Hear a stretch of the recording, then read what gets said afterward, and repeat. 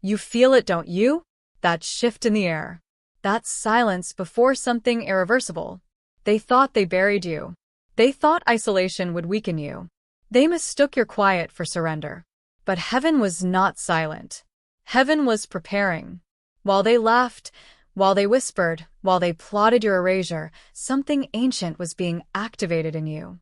This is not a blessing they've seen before. Not a talent. Not a promotion. Not money. A power. A power no generation has witnessed in its full form. And the terrifying part? You didn't earn it by striving. You earned it by surviving. But here's what they don't know, and what you're about to discover. This reward will not just elevate you. It will expose them. And once it manifests, nothing in your world will look the same again. You didn't understand why everything slowed down. Calls stopped coming. Messages were left on read. Doors that once opened effortlessly now closed with polite smiles and vague excuses. Promotions dissolved. Invitations vanished. Even the warmth in familiar voices turned distant, as if someone had quietly instructed the world to step back from you. It felt like abandonment. But it wasn't abandonment. It was containment. While you lay awake replaying conversations, questioning your worth, heaven was measuring something far more valuable than your performance. It was measuring your restraint. Every time you chose silence over retaliation. Every time you swallowed the urge to expose them. Every time you let the lie circulate without defending yourself. They thought you were shrinking. They watched your losses like spectators at a quiet execution. In private, they discussed your decline. They mistook your stillness for weakness. They believed your refusal to fight back meant you had nothing left. What they never saw was the transaction happening beyond their vision. Every tear was counted. Every humiliation archived. Every act of discipline recorded in a realm they cannot access. You weren't being punished. You were being calibrated. And then something shifted. You began sensing tension before entering rooms. You felt dishonesty in subtle pauses. Motives revealed themselves without confession. It seemed small, but it wasn't. It was the first flicker of a power forming beneath the surface. And the next move they make, careless, arrogant, final, will ignite it completely. They chose the moment carefully. Not when you were strong. Not when you were surrounded by support. They waited until you were already isolated, until the silence around you felt heavy enough to crush bone. Then they struck. It wasn't dramatic. That's what made it lethal. A private conversation twisted. A concern reframed as a complaint. Your name mentioned in rooms you weren't invited into. They smiled at you in public while quietly dismantling your credibility behind closed doors. It was strategic. Clean. Deniable. And for a brief second, it hurt exactly the way they intended. You felt the sting in your chest. The disbelief. The old temptation to defend yourself, to expose them, to send the message that would burn everything down. But you didn't. You went quiet. Not defeated. Focused. That silence unsettled them. They expected an explosion. They prepared for tears, for anger, for chaos they could point at and say, "See, we were right about you." Instead, you withdrew your energy. You stopped explaining. You stopped seeking validation. And that's when something irreversible happened. Clarity sharpened. You began seeing the entire pattern, the subtle jealousy, the orchestrated exclusions, the rehearsed sympathy. You recognized the ringleader, the one who smiled the widest while pulling the tightest strings. You saw the fear beneath their confidence. They weren't attacking you because you were weak. They were attacking you because you were becoming uncontainable. The betrayal was meant to bury you. Instead, it activated you. And now, something is rising inside you, steady, controlled, undeniable. They think they won. They have no idea they just triggered the reward. This isn't confidence. It isn't revenge. It isn't even success, at least not the kind they understand. What's happening to you is quieter than that. More precise. Your awareness has sharpened into something almost surgical.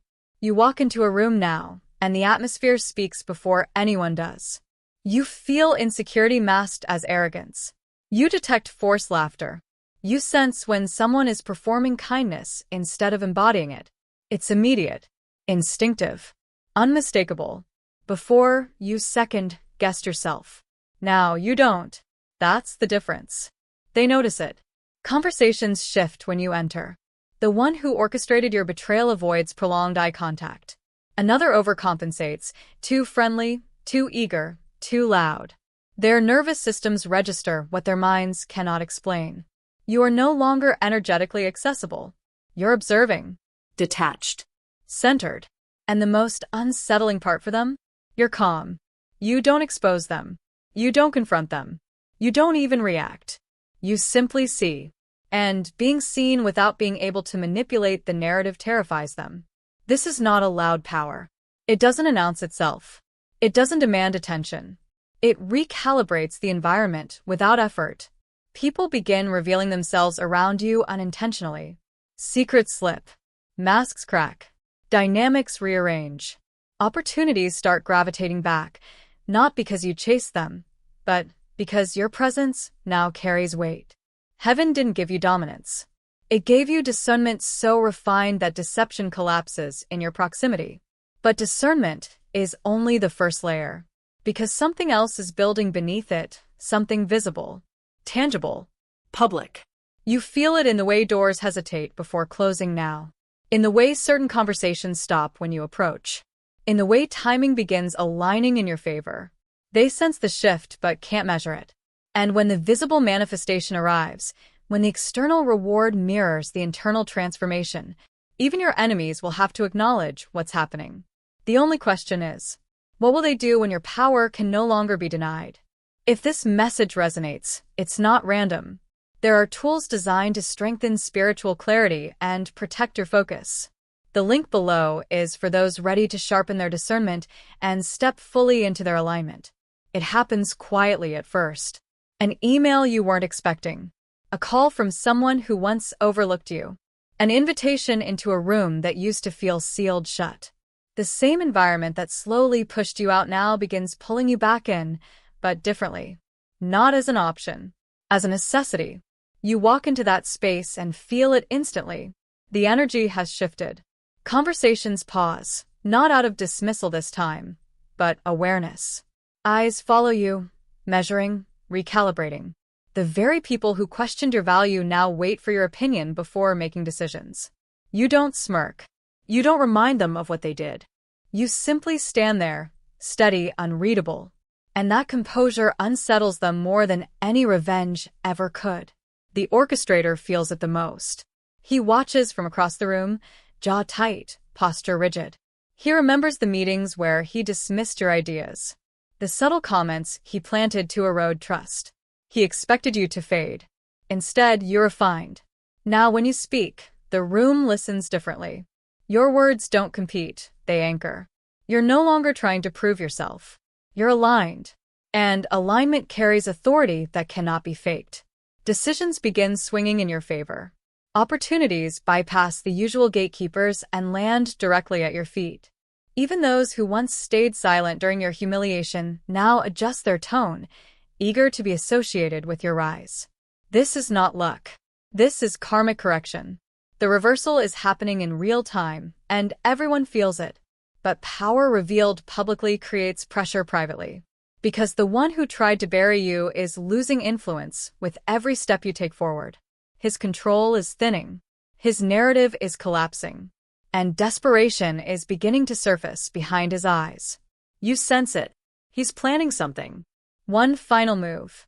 And this time, the stakes won't be subtle. Desperation has a scent. You notice it before anyone says a word. The orchestrator moves differently now, quieter, but erratic. Conversations stop when you approach. A sudden meeting is called.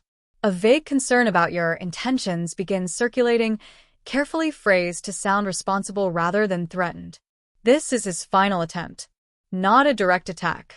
That would be too obvious. Instead, he plants doubt, suggests instability, questions your motives under the disguise of leadership. He expects the room to nod the way it used to. But something has changed. When your name is mentioned this time, the silence feels different. Not complicit. Not eager. Protective. People glance at each other instead of agreeing immediately. Someone asks for clarification. Another requests evidence. The narrative he crafted so confidently begins to unravel under simple scrutiny. You don't interrupt. You don't defend. You sit there, composed, watching Karma perform without your assistance. He grows tense. His tone sharpens. The calm mask slips for half a second, just long enough for everyone to see the insecurity underneath. The projection becomes obvious. The manipulation transparent. And, in that moment, the room shifts. Trust transfers. Not loudly. Not ceremonially. But undeniably. You feel it.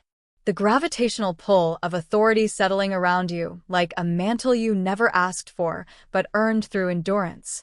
He isn't exposed by your accusation. He's exposed by his own panic. The very strategy meant to destroy you now isolates him. Whispers begin, not about you but about him. Doubts form. Leadership questions his judgment. You remain still. Because you understand something now. Power doesn't need to shout. It simply stands in truth long enough for deception to collapse. And as his influence dissolves, yours solidifies. But this isn't the end of the story. It's the revelation of who you've truly become.